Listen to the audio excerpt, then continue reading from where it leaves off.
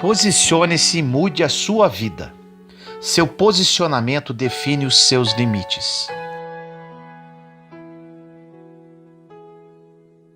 Em 1 João, capítulo 2, versículos 24 e 25 diz: Portanto, o que desde o princípio ouvistes, permaneça em vós. Se em vós permanecer o que desde o princípio ouvistes, também permanecereis no Filho e no Pai. E esta é a promessa que ele nos fez, a vida eterna. Posicionamento é algo que pode mudar completamente a nossa história com Deus. Porque dependendo do jeito que você se posiciona, isso vai influenciar diretamente naquilo que você vai experimentar na sua caminhada de fé. Você sabia que a maior parte das frustrações que temos em nossa caminhada com Deus não é porque nos faltou fé ou expectativa no que Ele pode fazer, mas é porque muitas vezes nós cremos que Ele pode fazer, mas nem sempre nos posicionamos em relação a isso. Muitos cristãos perguntam: por que Deus não nos dá as oportunidades que tanto esperamos? Deus responde também com uma pergunta: por que vocês não escolhem se preparar para as oportunidades que eu desejo colocar diante de vós? A maior tragédia é viver a vida inteira esperando por um momento, ao invés de viver se preparando para quando esse momento chegar. Na vida de José, por exemplo, aquilo que Deus o prometeu não dependeu de nada mais do que uma única coisa chamada processo. José não ficou se lamentando porque a promessa em um sonho que ele recebeu não havia se cumprido. Ele se preparou para quando o momento que Deus havia prometido se cumprisse. Se formos analisar cada herói da fé, se formos analisar todas as pessoas que marcaram a história através da Bíblia, inclusive Jesus, vamos perceber que todos eles enfrentaram ao chamado processo. Jesus não ficou aguardando que algo se manifestasse, mas ele se preparou para quando fosse chegada a hora. Jesus, quando foi ser batizado, fez com que João Batista questionasse falando: quem sou eu para batizá-lo? Jesus disse que era necessário que aquilo acontecesse. Pedro tentou poupar Jesus da cruz e ele o repreendeu porque ele crê e entende que era necessário que aquilo acontecesse. Jesus não jogava dados, ele não esperava o acaso, mas ele se preparou até o momento em que naquela cruz ele declarou: tudo está consumado. Quando Jesus declara isso, ele está dizendo que tudo se cumpriu, todo o propósito para o qual ele veio. Tem uma lenda na Itália que diz que um homem todos os dias chegava diante de uma estátua de um santo e implorava ajuda para ganhar na loteria. Ele chorava, pedia, suplicava, até que um dia aquela estátua não aguentou mais. Tomou vida e falou: por favor, eu te imploro, compra um bilhete. É interessante, porque às vezes clamamos para que a chuva venha, só que ela não vem, porque não aramos o campo ainda. Se você clama para que a chuva venha e não preparou o campo, quer dizer que a chuva vai destruir tudo o que você tem. O maior fracasso que o homem pode ter é ter sucesso naquilo que Deus não aprova. O seu posicionamento define os seus limites. A fé não limita Deus e Deus não limita a fé. Então, o que vai limitar a sua caminhada é o seu posicionamento. A palavra de Deus, em vários momentos, libera promessas sobre nós. Passagens onde Deus nos libera bênçãos, mas Ele impõe algumas condições. Por exemplo, em 2 Crônicas 7,14 diz: e se o meu povo, que se chama pelo meu nome, se humilhar e orar e buscar a minha face e se converter dos seus maus caminhos, então eu ouvirei dos céus e perdoarei os seus pecados e sararei a sua terra. Deus está prometendo para nós cura, renovo, restauração, mas existe uma condição: é preciso sacrifício. Se humilhar, orar, buscar a minha face e se converter dos seus maus caminhos, ele diz. Às vezes nos perguntamos o porquê que o renovo não veio, mas talvez Deus esteja nos perguntando o porquê o seu clamor não chegou a ele ainda. Se nós fizermos a nossa parte, Deus faz a dele. Isso não é sobre troca, é sobre posicionamento. Porque se você não se posicionar, as promessas que Deus fez nunca vão se cumprir. Não é porque ele deixou de ser fiel, nem deixou de ser Deus. É porque você não estava preparado para receber o que ele queria derramar sobre você. Em Lucas 24:49 diz: E eis que sobre vós envio a promessa de meu Pai. Ficai, porém, na cidade de Jerusalém, até que do alto sejais revestidos de poder. Jesus aqui libera poder sobre eles, mas existe uma condição, ou seja, eles deveriam permanecer, ficar em Jerusalém. Em Jeremias 29:12-13 diz: Então vocês clamarão a mim, virão orar a mim, e eu os ouvirei. Vocês me procurarão e me chamarão quando me procurarem de todo o coração. Qual o seu posicionamento quando você procura a Deus em oração? Como diz nessa passagem, Deus ouvirá o seu clamor e oração apenas quando você o procurar de todo o coração.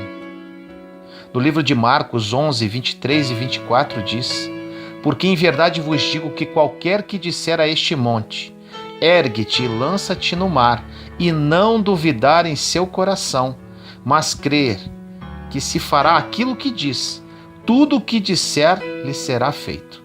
Por isso vos digo que todas as coisas que pedirdes, orando, crede receber e tê-las-ei. É muito fácil instigarmos a fé do povo para declarar coisas que você até acredita que podem acontecer. O problema não é só você acreditar que podem acontecer. Você sai do culto ou da missa em uma atmosfera de fé.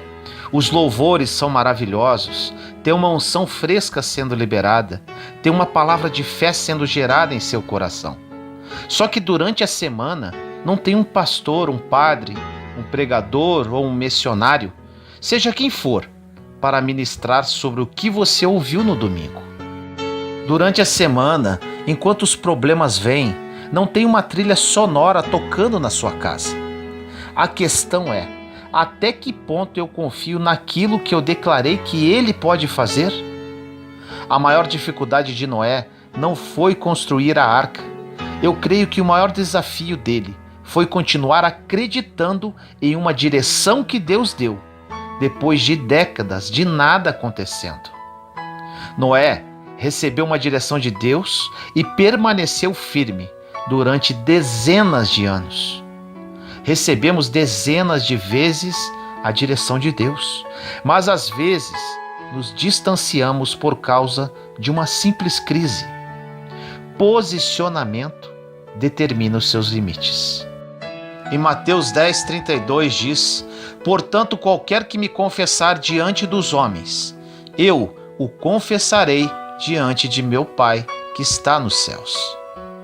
Jesus nos diz que morreu por nós na cruz em nosso lugar, mas precisamos fazer uma coisa: confessar diante das pessoas, para Ele nos confessar diante de Deus. Existem condições para a salvação. Nós somos salvos por graça mediante a fé, mas precisamos declarar para o céu, a terra e o inferno ouvir. Em João 15:7 diz: Se vós estiverdes em mim, e as minhas palavras estiverem em vós, pedireis tudo o que quiserdes, e vos será feito. Só dá para permanecer em algo que já chegou a mim. A palavra só permanece naqueles que a receberam. O problema é que cremos apenas na segunda parte da frase. Existem pessoas que ficam esperneando e perguntando: o que aconteceu? É porque toda promessa é condicionada à liberação de uma palavra. Você libera uma palavra, mas ela precisa estar dentro de você. Para que um sacerdote ministre algo com autoridade, é preciso antes ter sido gerado através da palavra. Em Marcos, capítulo 9, versículos de 21 a 23 diz: e perguntou ao pai dele: quanto tempo há que lhe sucede isso? E ele disse-lhe: desde a infância, e muitas vezes o Espírito tem o lançado no fogo e na água para destruir. Mas se tu podes fazer alguma coisa, tem compaixão de nós e ajuda-nos. E Jesus disse-lhe: se tu podes crer, tudo é possível ao que crê. Essa passagem se refere ao pai preocupado com as manifestações demoníacas durante anos do seu filho. A questão não é se Deus pode fazer, porque a palavra diz que para todas as promessas que ele liberou, nós já temos dele o sim e o amém. Então, o que você precisa para viver o milagre é se posicionar e não duvidar. A fé não é passiva. A fé vai te convidar a viver uma vida de aventura. Vai te convidar a viver uma vida de impossibilidades. Se você não está usando sua fé para as coisas impossíveis, você não está usando a sua fé. Não confunda pensamento positivo com fé. Um exemplo de pensamento positivo. Cara, eu acho que naquela entrevista, se gostarem de mim, aquele emprego pode ser meu. Eu acho que isso pode acontecer. Ou seja, uma expectativa em situações e pessoas. A fé, diferentemente, refere-se a tratar as coisas que não são como se já fossem. Existe um interesse de Deus em mudar a sua história, muito maior do que a sua. Deus não quer te ajudar a pagar alguns boletos, a comprar uma casa própria, a ter um carro novo. Ele quer te dar vida eterna. E a vida eterna não começa quando morremos. A vida eterna começa a partir do dia que você conhece Jesus verdadeiramente, em espírito e verdade. Se você aceitou Jesus hoje, a vida eterna começa hoje. Entenda isso. Durante séculos, Deus se calou na humanidade.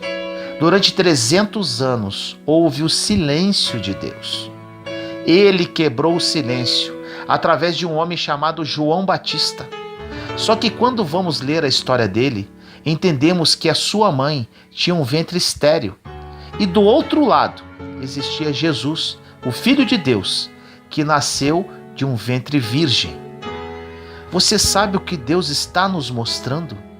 Que depois desses 300 anos de silêncio, Ele não depende de circunstâncias para gerar o futuro. O mesmo Deus que criou tudo só pela palavra em Gênesis ainda existe. Você não precisa de uma oração forte, de uma nova revelação, de uma pregação.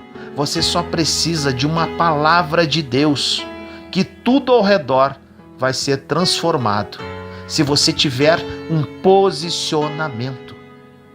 Estar sentado no banco de uma igreja não significa estar vivendo o propósito de Deus. Repito, estar sentado no banco de uma igreja não significa estar vivendo o propósito de Deus. Não esqueça disso. Deus não chamou você para ficar de fora vendo Ele fazer. Deus chamou você para ser o centro do mover dele na terra. Não espere um milagre, você já é um milagre. Deus está esperando você ser milagre na vida de outra pessoa também. Pesque dentro de você o eu que está adormecido, alguém que Deus sempre quis que você fosse. Existe uma batalha para que possamos experimentar o novo de Deus, e essa batalha acontece dentro de nós. Toda batalha que travamos não tem a ver com as coisas que estão ao redor, tem a ver com aquilo que está dentro de nós. Existe um mundo dentro de nós que afeta o mundo que está ao nosso redor. Todo o nosso interior reflete em nosso posicionamento exterior. Uma simples mudança no seu interior não muda só a sua história, muda toda a história.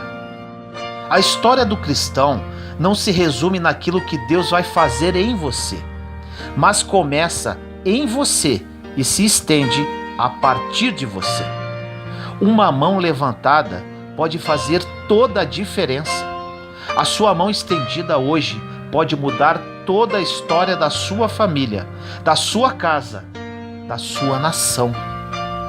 O problema da nossa geração é que queremos dar para os nossos filhos os presentes que não tivemos, quando na verdade temos que ensinar princípios e dar o exemplo que por vezes não tivemos.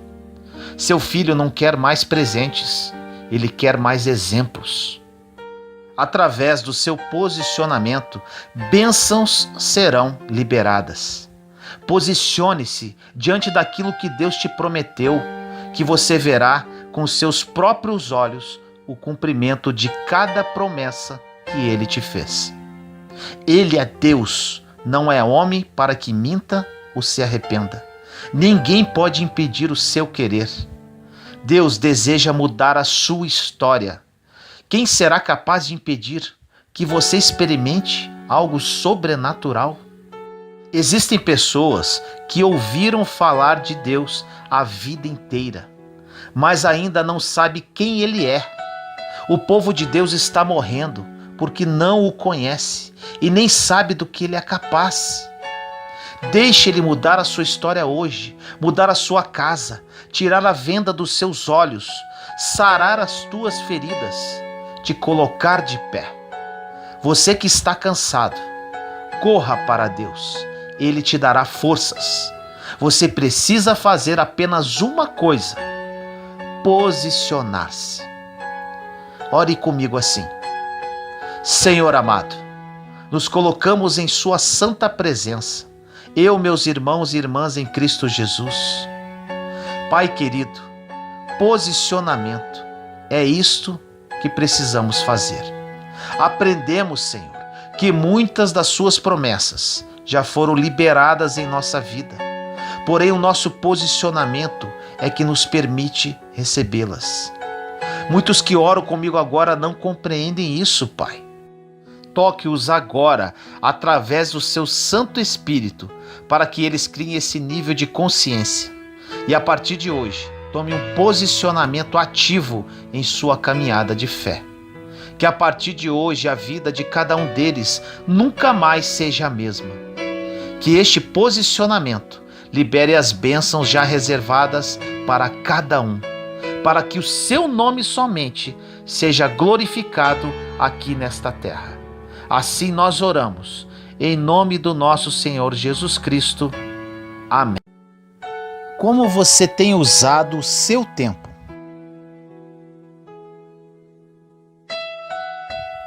Tempo. Servimos um Deus de recomeços. Recomece hoje a sua vida. No livro de Jeremias, capítulo 29, versículo 11 diz: Porque sou eu que conheço os planos que tenho para vocês, diz o Senhor, planos de fazê-los prosperar e não de lhes causar dano, plano de dar-lhes esperança e um futuro. Independente do momento de vida que você possa estar vivendo, a verdade do Evangelho é capaz de colocar você de pé, mesmo quando tudo parece estar desmoronando. Existem momentos que somos marcados pelas lutas, ficamos entristecidos, somos perseguidos e caluniados, onde nada dá certo, onde parece que promessas não se cumprem. Mas Deus vem te dizer hoje para que você fique em paz, pois Ele não corta a árvore que frutifica. São nesses momentos que devemos nos agarrar no poder do Evangelho e recomeçar. Esse poder nos mostra que mesmo quando tudo diz não, continua dentro de nós a voz do nosso Pai ecoando e dizendo que acredita em nós, que Ele não volta atrás das promessas que Ele nos prometeu. Deus é capaz de pegar alguém completamente ferido, marcado, cansado, exausto das lutas e estabelecer sobre ele um novo começo. E sabe qual é a boa notícia? Mesmo se você tropeçar no meio do caminho, Ele continua te levantando de novo. Se você se cansar no meio do caminho, Deus continua te renovando. Quando parece o seu fim, Deus vem te dizer que é só mais um recomeço. Essa é a realidade do Evangelho. Deus estabelecendo realidades que pelo pecado havíamos perdido o acesso. Existem pessoas que não conseguem entender a redenção, porque não entendem o que a redenção trouxe de volta para nós. A redenção não é nada mais que Deus estabelecendo de novo aquilo que já estava acessível para nós lá na criação, desde o princípio. Em outra mensagem falo sobre algumas coisas que experimentamos com a redenção. Mas, como hoje estamos falando de recomeço, vou repeti-las para que você anote cada uma delas e recomece, experimentando o melhor que Deus vai te oferecer nesta nova vida. Brilhantemente, o pastor André Fernandes fala sobre isso. Então vamos lá.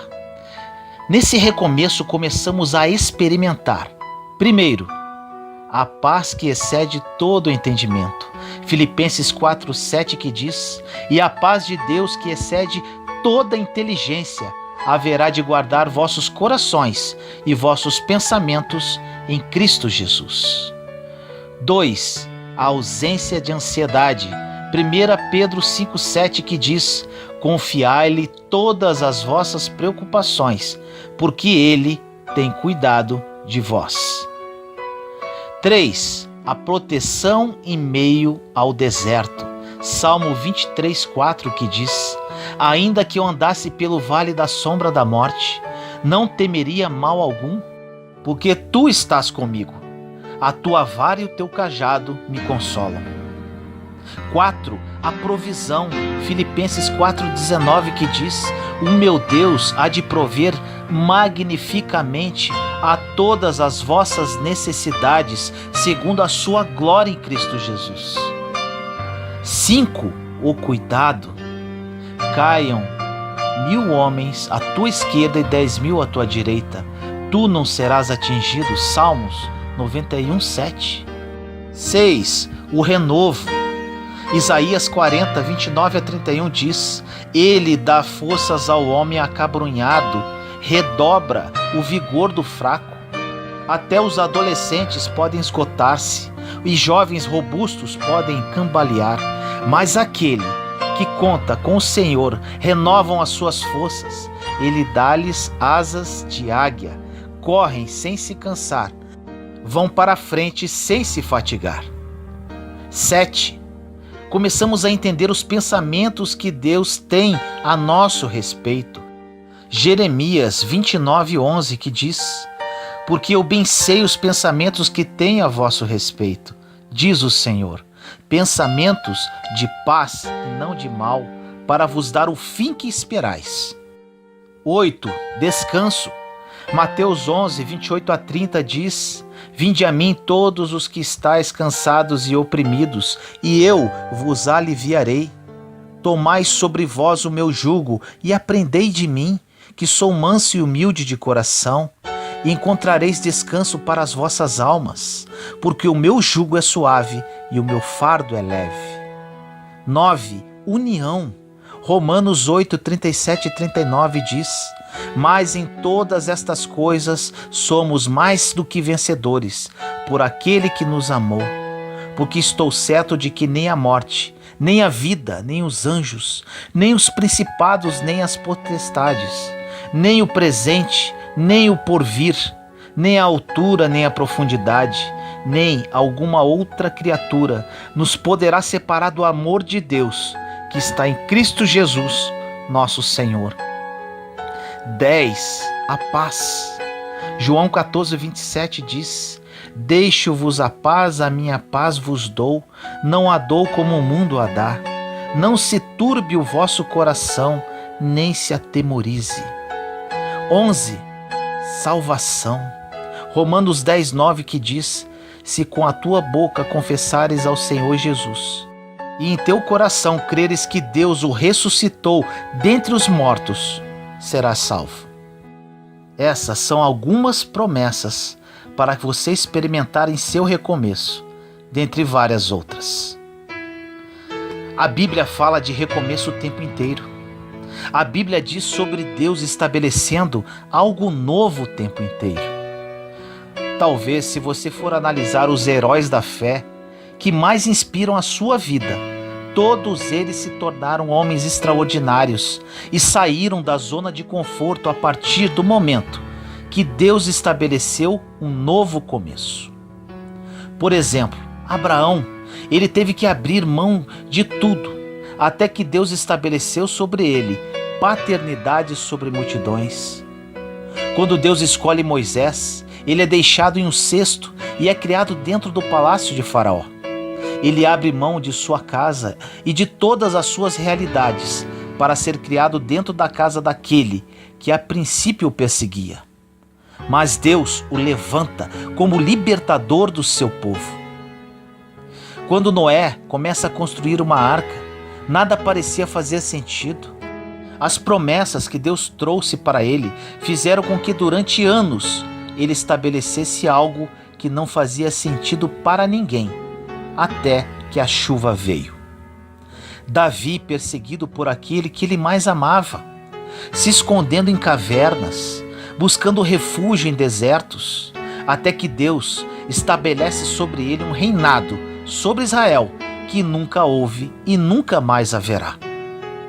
Assim como Jesus também foi perseguido, caluniado, crucificado, rejeitado, até que ao terceiro dia ele ressuscitou. Ou seja, é a partir do recomeço que aquilo que parecia impossível agora se torna inevitável. Crise todo mundo passa, mas aquilo que nos diferencia do mundo é saber que, apesar das nossas crises, a nossa casa permanece de pé. A nossa fé continua nos dando esperança, porque a nossa esperança não está naquilo que os olhos veem, mas está naquilo que Deus já falou ao nosso respeito. Existe uma técnica de restauração para vasos japoneses incrível. Quando eles se quebravam, não tinha mais valor, porque o valor deles está justamente na delicadeza que eles possuíam, da forma como eles são feitos. Até que alguém teve uma ideia de restaurar os vasos com fios de ouro. Então começou uma arte. Os vasos quebrados agora são restaurados. E a partir daquele momento, vasos que foram quebrados passarão a ter mais valor do que aqueles que nunca se quebraram, porque as marcas deles os tornaram únicos. A verdade é que muitas das vezes nós queremos cobrir as nossas marcas como se quiséssemos nos mostrar perfeitos. Mas Deus nos diz hoje que nossas marcas nos tornam únicos e Ele nos restaura para o louvor da glória dele.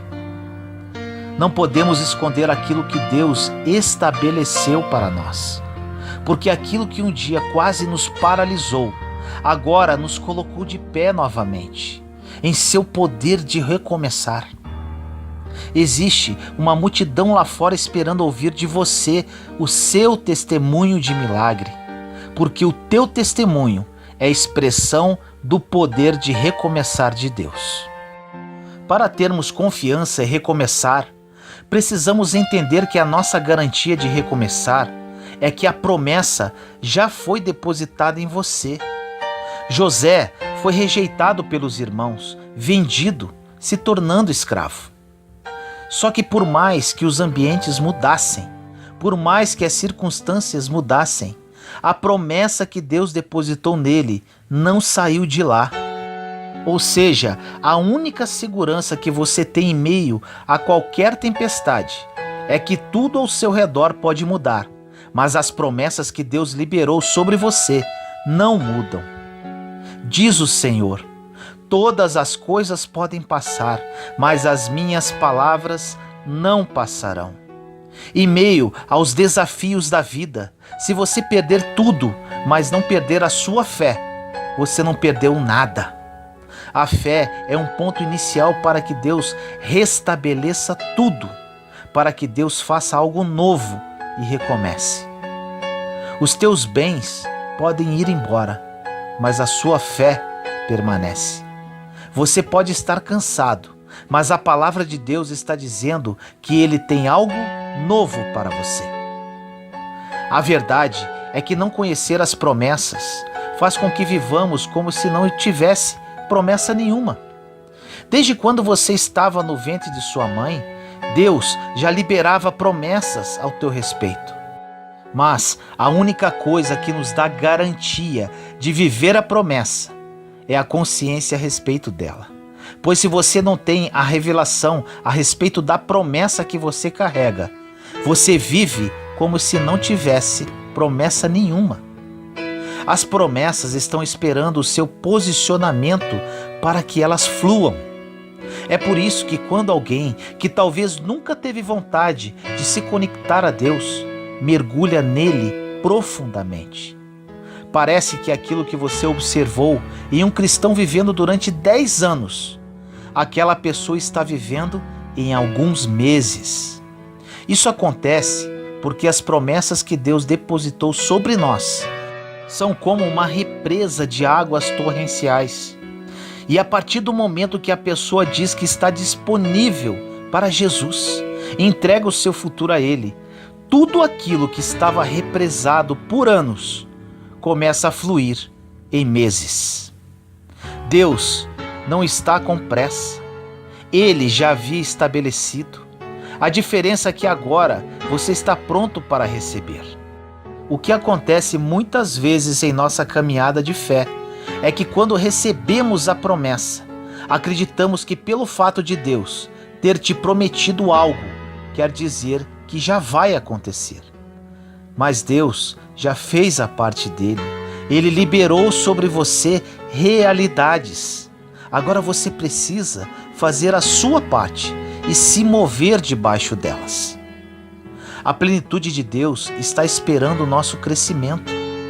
Existem coisas que nós não experimentamos ainda e perguntamos para Deus o que falta, e Ele nos diz que só falta nós darmos o espaço para que a promessa se cumpra. Precisamos aprender essa arte de, a partir das ruínas, reconstruir algo novo. O fato de Deus nos dar uma nova chance não significa que vai estar tudo pronto, mas talvez algumas coisas ao seu redor estejam completamente destruídas. A questão não é a condição em que as ruínas estão. A questão é o quão cheio de Deus você está. Porque tudo ao seu redor pode parecer destruído, mas você vai reconstruir a partir das ruínas. Existem áreas da nossa vida que não conseguimos reconstruir, porque antes de reconstruirmos as paredes ao nosso redor, precisamos reconstruir o altar dentro de nós. Às vezes, você pede a Deus para reconstruir o seu casamento, a sua casa, a sua empresa, mas primeiramente, Deus quer reconstruir você, para que possa ser estabelecido sobre você aquilo que Ele quer te dar. Para entrar o novo de Deus, nós precisamos esvair o velho. Você pode estar angustiado, em um lugar escuro, preocupado, em qualquer lugar. Mas Deus te diz que existe poder no nome dele para recomeçar. Mesmo se você cair, se perder, desanimar, ele vai estar lá para recomeçar mais uma vez. Aquilo que parecia o seu fim, na verdade, é só um monte de ruínas. Mas você tem tudo o que precisa para recomeçar. Aquilo que você passou no passado não se compara com aquilo que há de vir sobre você no futuro. Deus tem coisas novas para estabelecer, como diz na passagem no início da mensagem em Jeremias 29:11. Porque sou eu que conheço os planos que tenho para vocês, diz o Senhor, planos de fazê-los prosperar e não de lhes causar dano, planos de dar-lhes esperança e um futuro. Ore comigo assim: Senhor amado e misericordioso, entramos em sua santa presença neste momento, eu, meus irmãos e irmãs em Cristo Jesus. Pai querido, que essa mensagem seja transformadora na vida das pessoas que a ouvirem. Quem faz a obra, Senhor, não sou eu, não é a mensagem em si, mas sim o seu Santo Espírito que se move em lares, corações e realidades. São muitas promessas, Pai, para seus filhos e filhas. Porém, muitos deles que estão comigo agora, ouvindo esta mensagem, não as conhecem e não conhecem a Ti em espírito e verdade, e estão desejosos desse encontro contigo. Esse é o momento, Senhor. Invada lares, fale aos corações. Hoje é o dia de recomeçar, Pai. Assim nós oramos, em nome do nosso Senhor Jesus Cristo. Amém. Chamando as coisas que não são, como se já fossem. Palavras de fé liberam promessas.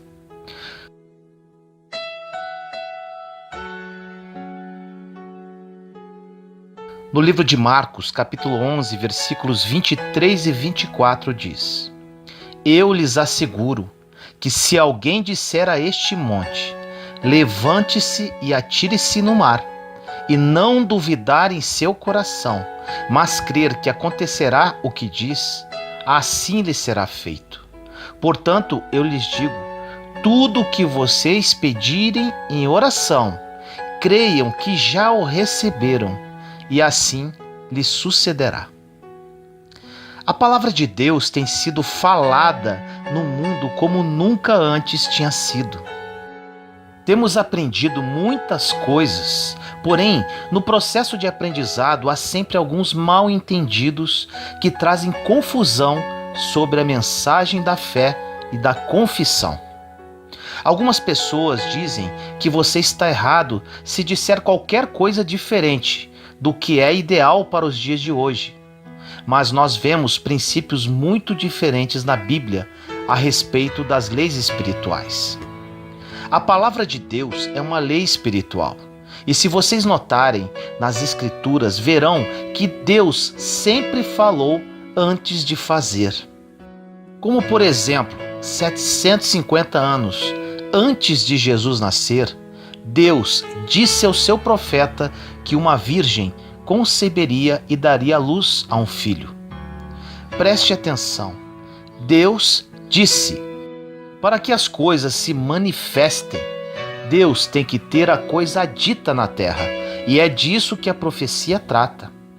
Algumas coisas nunca vão acontecer, até que alguém tenha fé para profetizar pelo Espírito de Deus.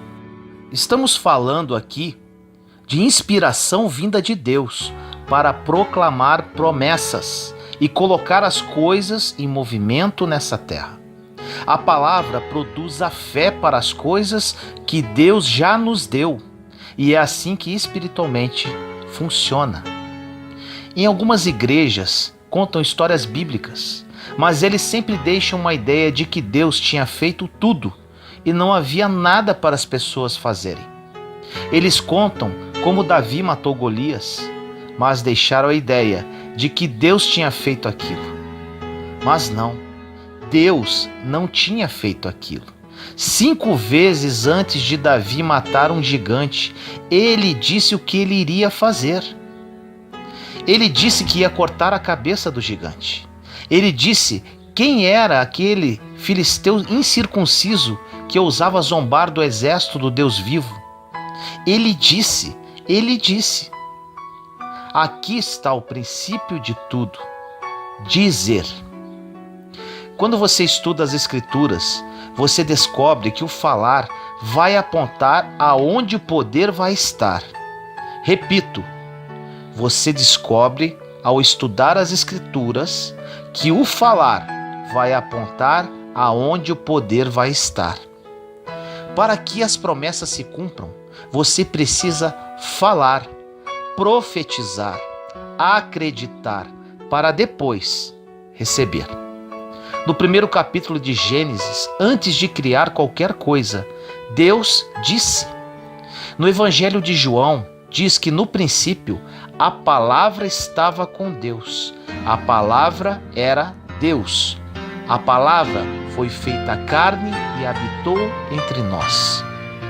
Por toda a Bíblia nós vemos esse padrão de chamar coisas que não são como se já fossem.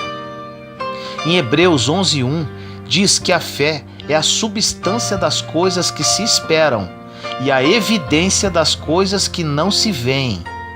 E pela fé, o verso 3 diz que o mundo foi criado pela palavra de Deus. Ou seja, tudo começou com palavras.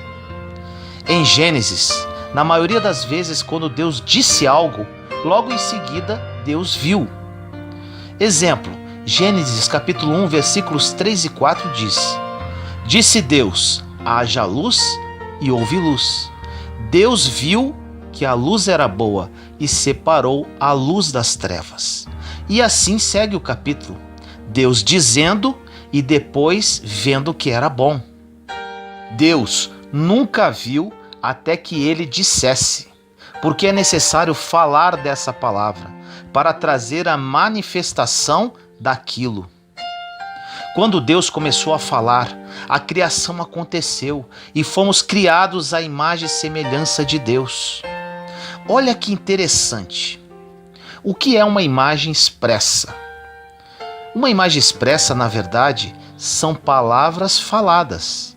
Você expressa uma mensagem falando como ela é.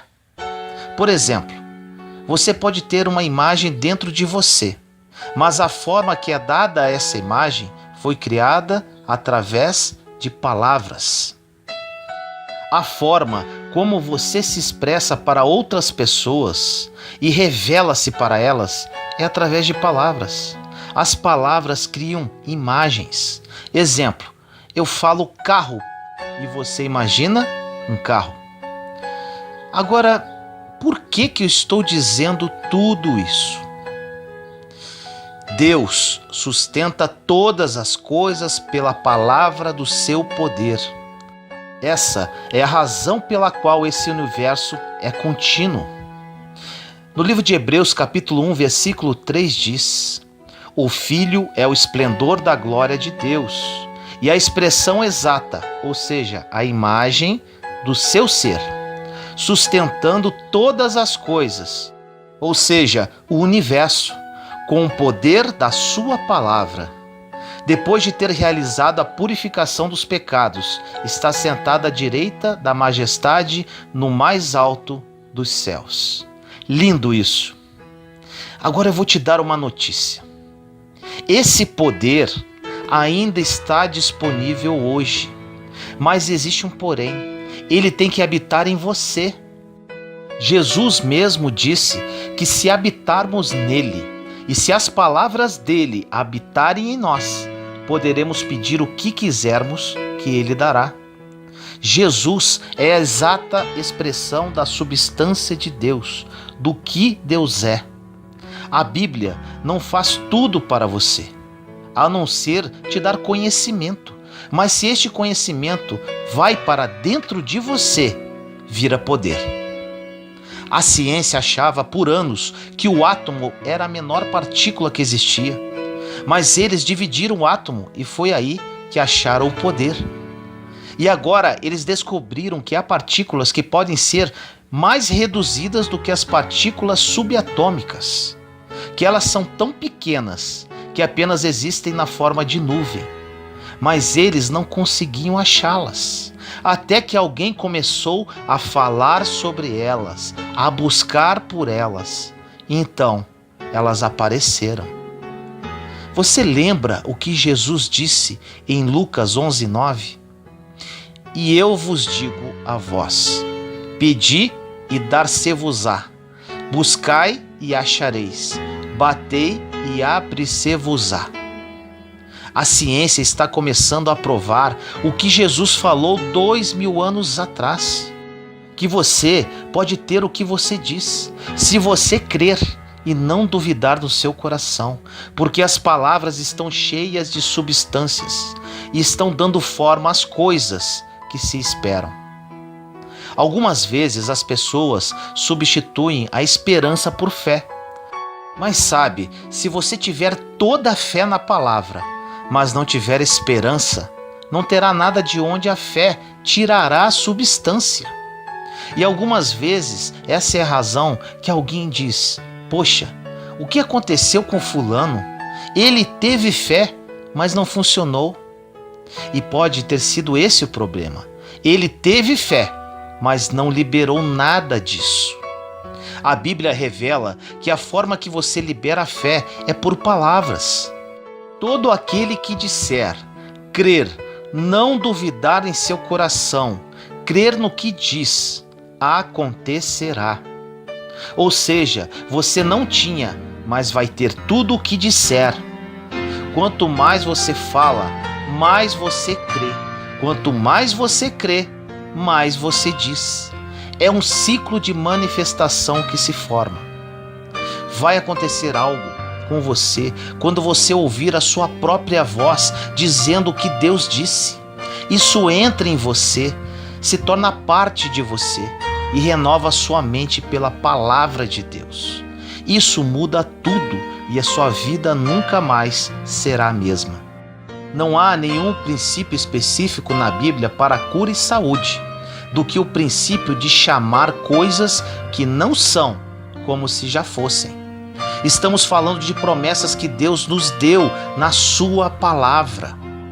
A maioria dos cristãos gasta a maioria do tempo orando e tentando falar com Deus para que Ele faça coisas que Ele já fez, para dar aquilo que Ele já deu, quando na verdade se trata de usar a fé que vem da palavra de Deus e falar, proclamar, chamar essas coisas à manifestação. Ou seja, quando elas não estiverem lá, você pode chamá-las. Vemos muitos milagres que acontecem no dia de hoje. Muitos que não são cristãos não entendem a cura de alguma doença pela fé. É muito simples. Você está chamando por aquilo que ainda não tem. Não faz sentido ficar remoendo a doença, pois fazendo isso, você estará estabelecendo essa verdade em sua vida. Ou seja, este é um fato presente, mas não é a verdade. A verdade é que por suas pisaduras nós já fomos sarados há mais de 2000 anos atrás. E Deus não vai fazer mais nada sobre isso. Você tem que liberar isso para a sua vida, através das suas palavras, para que o poder de Deus se manifeste. Existe um salmo dizendo que Deus enviou a sua palavra e os curou. Aí está a palavra de novo. Deus enviou a sua palavra. Bem, Ele enviou Jesus e os curou. Em Romanos 10, versículo 9 diz: portanto, se com tua boca confessares que Jesus é o Senhor, e se em teu coração creres que Deus o ressuscitou dentre os mortos, serás salvo. Tem que estar no seu coração, tem que estar dentro de você, tem que ser parte de você. Não é suficiente só saber sobre isso. Não é suficiente só saber o que Deus diz, mas é importante andar nesse princípio. Certas pessoas que estão com doenças crônicas, na maioria das vezes preferem falar da doença ou de alguém que já morreu dessa doença. Isso é um princípio básico. Você nunca resolve o problema falando do problema. Você resolve o problema indo para a palavra de Deus para achar a resposta. E a resposta é que Deus enviou sua palavra e os curou. E a palavra continua curando e libertando. Mas você precisa dar voz a ela. Você tem que tê-la em sua boca. Um médico, professor universitário, já dizia: se você acredita que vai ficar bem, é muito mais provável que você vai fazer a coisa que vai resultar no seu bem-estar, tanto consciente quanto inconscientemente. Pensando agora ao contrário, se você acredita que vai ficar doente, você vai fazer coisas, pensar e dizer coisas que vão fazer com que você fique doente. Em outras palavras, você terá o que diz, terá o que acredita, fala e declara. É o poder de acreditar. Até a ciência já provou que funciona. Deus deu para as pessoas a sabedoria para explorar o mundo e descobrir coisas. Então, graças a Ele, existem pessoas capacitadas, como médicos, cientistas e psicólogos.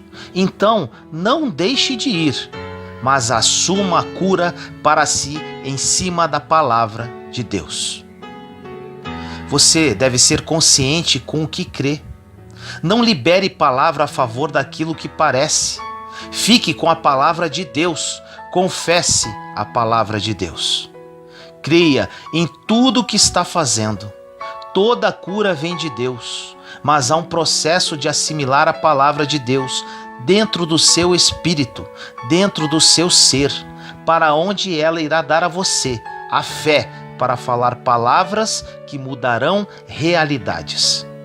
A palavra de Deus provê a fé, que é requerida para a manifestação da substância das coisas que Deus nos deu.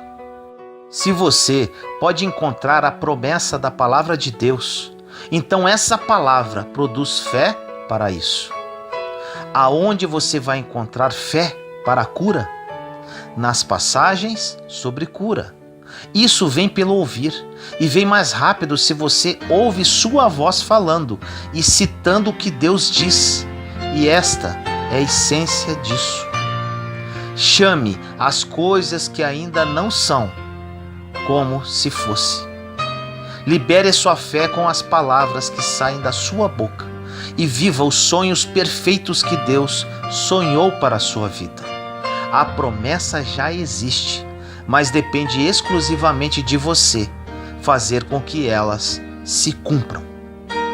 Ore comigo assim: Senhor amado, nos colocamos em sua santa presença neste momento, eu, meus irmãos e irmãs em Cristo. Agradecemos neste momento por mais esta palavra que vem do seu trono de glória. Pai, muitos de nós ainda não compreendemos muitos mistérios que vêm de Ti. Aprendemos hoje sobre o poder de dizer, para que as promessas se manifestem. Muitas das suas promessas já foram liberadas, Pai. Porém, precisamos manifestá-las através do que dizemos com fé. Creio, Senhor, que depois desta mensagem, muitos dos seus filhos e filhas mudarão a sua postura com relação às suas vidas. Que eles assumam os seus papéis como verdadeiros filhos e filhas seus, para que o seu plano se cumpra na vida de cada uma delas. Assim nós oramos, em nome do nosso Senhor Jesus Cristo. Amém. O maior recurso do mundo. No livro de Eclesiastes, capítulo 3, versículos de 1 a 8 diz: Para tudo há uma ocasião, e um tempo para cada propósito debaixo do céu. Tempo de nascer e tempo de morrer. Tempo de plantar e tempo de arrancar o que se plantou. Tempo de matar e tempo de curar. Tempo de derrubar e tempo de construir. Tempo de chorar e tempo de rir.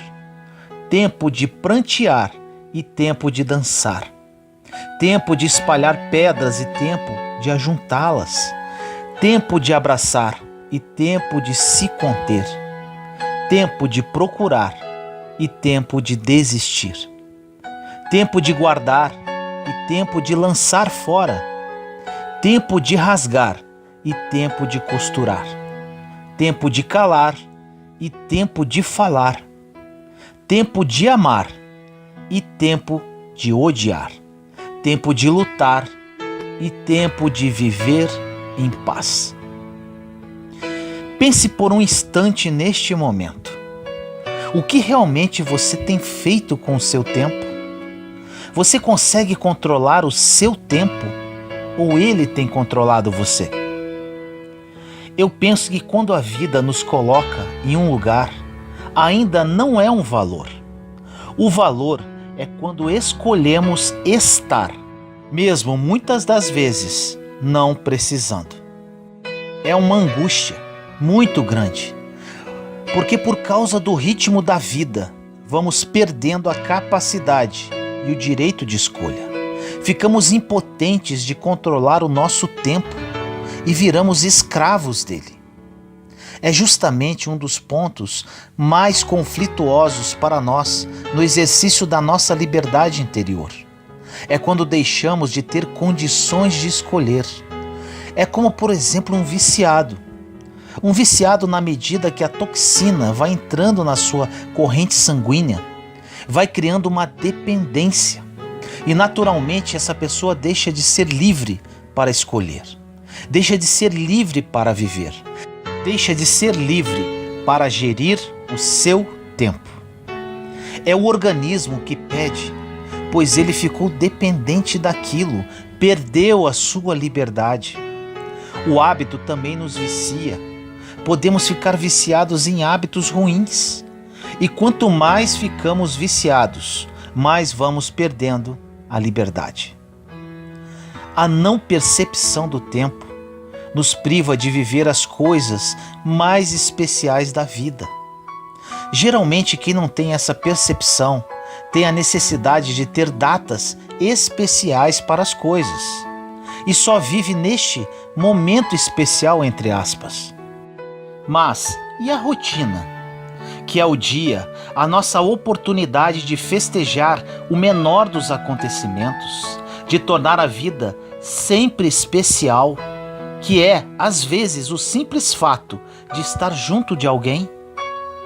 Às vezes encontramos pessoas que têm a mania de guardar a louça especial, aquela louça que fica na cristaleira, e quando perguntamos sobre, a pessoa diz que é para uma ocasião especial.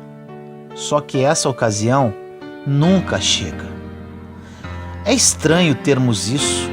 Como queremos algo mais especial do que estar em casa com a nossa família e filhos? Isso sim é especial. Que visita pode ser mais especial que o seu seio familiar? São desculpas e bobagens que vamos internalizando, que acabam tirando de nós a feliz oportunidade de viver bem. Às vezes, a não percepção do tempo nos faz perdê-lo cada vez mais. Quanto menos percebemos, mais perdemos. É igual quando pegamos o celular antes de dormir e falamos que só vamos dar uma olhadinha, pois amanhã temos que levantar cedo. Mas na hora que percebemos, já se passaram 2 horas que ficamos grudados no telefone. Não dormimos, não vimos nenhum conhecimento que vai fazer diferença na nossa vida e o tempo passou. Se pelo menos fosse um livro. Mas todos os dias perdemos a oportunidade de ocupar o nosso tempo para ver a vida alheia na internet. Temos que nos dar o direito de ter dias saudáveis para a nossa mente. Se você pesquisar na internet para buscar conteúdo, é de se perceber que existem muitos conteúdos bons. Mas, infelizmente, o que mais chama atenção não é o conteúdo, é a futilidade, é a vida do outro, é a bobeira, é a viagem que o outro fez. ou as mensagens de bom dia. E o engraçado é que pessoalmente a pessoa sempre está de mau humor e nunca dá bom dia. Todos os dias a mesma rotina. O pior é quando você percebe que esse excesso retira da palavra a possibilidade dela verdadeiramente dizer. É como falar "eu te amo" para qualquer um. Essas declarações de amor que você vê o tempo todo na internet é uma mentira. Então ficamos cada vez mais vazios. Nessas hashtags, vamos declarando o quanto estamos idiotizados, falando o que todo mundo fala. Perdemos o valor das palavras. É um conjunto de futilidades na nossa vida. Nós perdemos demais a oportunidade de buscar de fato o que pode dar sustento para a nossa vida. A melhor maneira para envelhecermos é ficando amigo dos livros, porque de ler e conhecer vamos ser ocupados com muita facilidade. Sabe, você vai ver que ao construir uma rotina saudável, vai lhe facilitar lidar com o tempo. É preciso começar a viver com mais fecundidade e com menos superficialidade. Nós somos muito incoerentes. Perdemos tempo demais com o que não tem nenhuma importância na nossa vida. De repente, aquilo que está gritando a nossa atenção, nem perto passamos. Não é sobre ter todas as pessoas, é ter uma só. Nunca coloque essa multidão de pessoas que existem no celular em cima do seu cantinho de mundo, onde você se sente bem. Em nossa casa é preciso se sentir bem ao chegar e abrir a porta, por mais simples que seja. O quarto é seu, o cheiro, o significado. É sobre viver bem a relação com o tempo. Quanto menos esperamos, partimos dessa vida. Quanto mais cedo despertar essa vontade sobre a percepção do tempo, mais cedo vai cair por terra todas as ilusões que nos privam de perceber esse tempo. As distrações da vida é que nos tiram essa percepção. É um jeito prudente de viver. É preciso viver intensamente, não deixando espaço para hipocrisia. Nos perdemos demais, nos traímos, fazemos escolhas que machucam quem realmente somos. É preciso distinguir aquilo que importa daquilo que não importa. Vamos lutar para olhar para o nosso passado, para as nossas escolhas e ficar confortável, mesmo com aquilo que não deu certo, mas também olhar para aquilo que valeu a pena. É olhar para a matemática dos seus dias, da sua vida, e chegar na conclusão que está pelo menos na justiça, sendo justo consigo mesmo. A maior qualidade de tempo que podemos usufruir é na presença do Senhor. Quando dedicamos tempo àquele que já conhece nosso futuro, estamos usando o recurso mais precioso que temos, com a pessoa mais importante que possuímos. O Senhor é tão maravilhoso que nos deu o tempo e a liberdade de usá-lo como bem entendermos. E é triste que a grande maioria de nós não usamos nem um pouquinho desse tempo para dedicar ao nosso Criador, ao contrário do que deveria ser. Ele merecia a maior parte do nosso tempo. Todas as influências do mundo estão na tecnologia de hoje.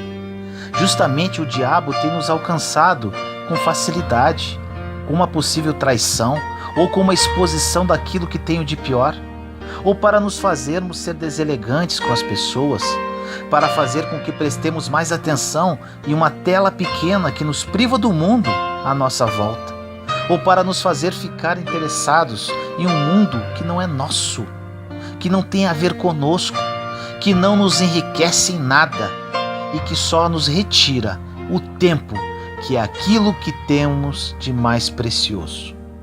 A maior riqueza que o ser humano tem nos dias de hoje é o tempo.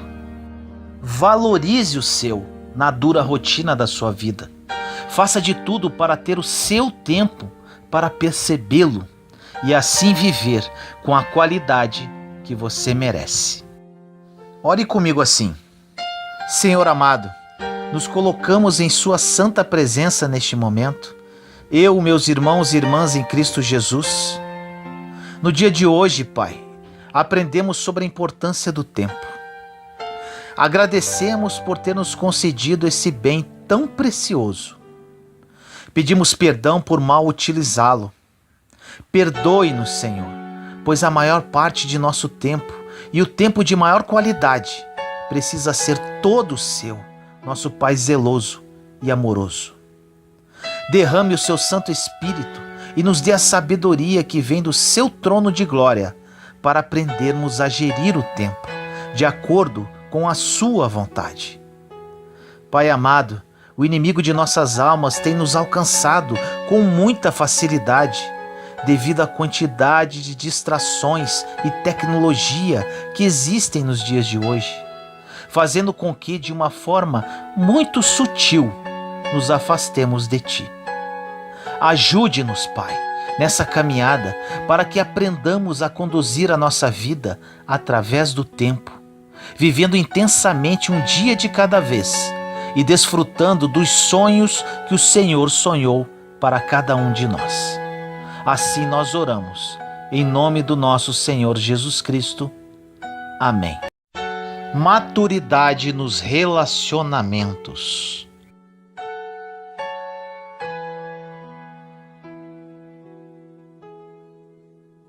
Em 1 Coríntios 13:11 diz: Quando eu era menino, falava como menino, pensava como menino e raciocinava como menino. Quando me tornei homem, deixei para trás as coisas de menino. A maturidade pode ser percebida na medida em que nós vamos tendo um olhar mais abrangente. Você pode observar que todas as vezes que nós somos visitados, por exemplo, pelo sofrimento, o nosso olhar costuma ficar muito mais restrito, porque nós só enxergamos aquele ponto de dor, seja uma dor emocional ou física. Por incrível que pareça, quando o sofrimento nos atinge, parece que ele faz um movimento através do qual retrocedemos na maturidade. É claro que o sofrimento nos amadurece, mas às vezes precisamos de uma experiência de distanciamento dele para podermos alcançar a maturidade que ele nos traz.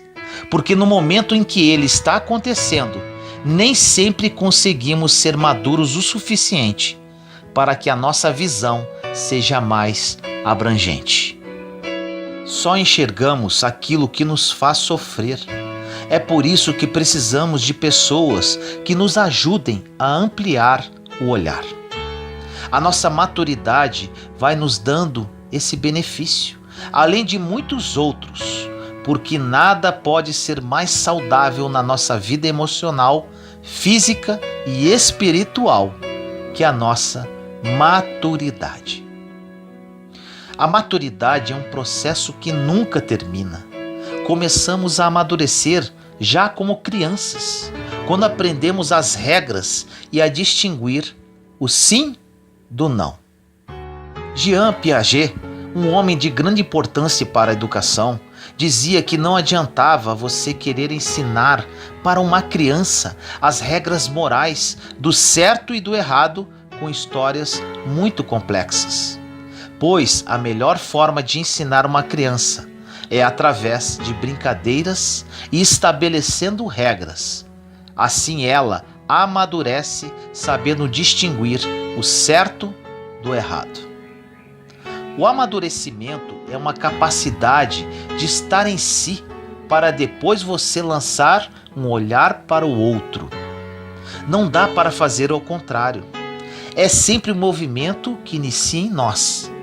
Toda a visão que temos do mundo parte da visão que temos de nós mesmos. É por isso que às vezes encontramos pessoas muito pessimistas com as outras, não acreditam em ninguém e nem na bondade do outro. Isso é porque essa pessoa não se enxerga como uma pessoa boa.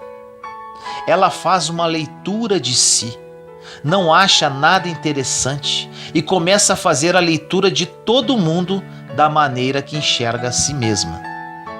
O que precisamos ensinar e aprender o tempo todo é que o olhar que nós temos sobre nós é determinante no olhar que temos sobre os outros. É assim que amadurecemos, com um olhar particular, íntimo, para dentro, que depois nos proporciona olhar para os outros também. As nossas relações humanas vão ficando muito mais saudáveis, na medida em que, sendo maduros, esse olhar nos joga para dentro e que depois nos devolve para o outro. Um olhar maduro, por exemplo, não se prende ao pouco que o outro nos revela. O imaturo diz: eu já sei quem é você. O maduro vai dizer: eu sei algumas coisas sobre você, mas eu não sei a totalidade. Você sabe por quê? Nem o outro conseguiu chegar à totalidade do autoconhecimento. Nós estamos, por exemplo, em uma época que nos comunicamos com muita facilidade. E isso faz com que tenhamos facilmente opiniões sobre as coisas, sobre as pessoas, e muitas vezes, ali no momento em que emitimos nossas opiniões, nós não fazemos outra coisa senão mostrar a nossa imaturidade, com a pressa de dizer. É impressionante hoje em dia que uma pessoa nas redes sociais pode ser facilmente crucificada por uma notícia que nem sabemos se corresponde com a verdade, pois pode estar distorcida. Ou então alguém viu um detalhe em uma certa pessoa e classifica a mesma a partir do detalhe que viu. Isso é imaturidade. A maturidade combina muito mais com o silêncio. Como a pessoa não tem o que dizer ainda, pois precisa formatar a sua opinião e pode ser que chegue à conclusão que nunca terá condições de dizer alguma coisa sobre aquele fato, pois não conheceu o fato como ele merecia ser conhecido, para que tivesse uma opinião sobre ele. Você já imaginou como conviveríamos melhor se deixássemos cair por terra essas pretensões de achar que conhecemos tudo sobre o outro, de fazer os nossos julgamentos de uma forma tão apressada sobre as pessoas, de clausurar os outros nas nossas opiniões, nos nossos achismos? São tantas pessoas achando no dia de hoje e poucas pessoas sabendo de fato. Nós somos imaturos quando nós não somos capazes de compreender o outro. Isso é uma linguagem filosófica que pode parecer difícil, mas não é. A nossa razão não pode esgotar o outro, porque o outro continua sendo inédito para si mesmo. Isso é maturidade. Quando somos imaturos, nós achamos que já sabemos, já esgotou as possibilidades do outro. Mas não subestime a capacidade que uma pessoa tem de ser totalmente diferente a partir de um determinado momento da vida, a partir de um determinado fato de um momento. Então, nós erramos menos quando nós enclausuramos o outro em nossas opiniões e nos achismos. Claro que é importante aquilo que você sabe sobre determinada pessoa. Só estou dizendo que a maturidade em nós amplia o nosso olhar, até mesmo para termos condições de dizer que não sabemos tudo sobre o outro. A maturidade nos livra do amor de posse, ou seja, identificamos que o outro não é uma extensão nossa, mesmo que seja nosso filho. A outra pessoa não tem obrigação de viver aquilo que queremos. O outro não é um território para a satisfação daquilo que eu não consegui satisfazer em mim. É muito difícil porque, em nome do amor, nós ficamos imaturos a vida inteira. como pais e mães que não conseguem enxergar os filhos como totalmente outros e, em nome desse amor de posse, não permitem que a maturidade venha, para permitir que o filho seja quem ele pode ser. Dizer não a um filho quando ele ainda não sabe dizer sozinho é protegê-lo. Escolher por um filho no momento em que ele não pode escolher sozinho porque lhe falta maturidade é um gesto de amor. Mas quando insistimos em decidir para um filho aquilo que ele já pode escolher sozinho, podendo gerar uma infelicidade no coração dele, estaremos desprotegendo com o desamor, com o nosso excesso. Os pais acabam ficando enclausurados nas suas imaturidades e nos seus amores de posse. Nós ficamos cegos quando estamos regidos pela nossa imaturidade. O nosso olhar se apequena e não conseguimos ver muito além do nosso umbigo. E se não vemos além do nosso umbigo, muito menos vou ver o outro que precisa de compreensão. Maturidade é você permitir que o outro trace as linhas do próprio destino, do próprio caminho. Peça para Deus a graça de ter cada vez mais um olhar ampliado sobre as realidades e sobre as outras pessoas. Peça amor pela humanidade e não tenha medo dos pecados. Peça a força profética de enxergar os caminhos que te livre do pecado e das realidades que te desumaniza.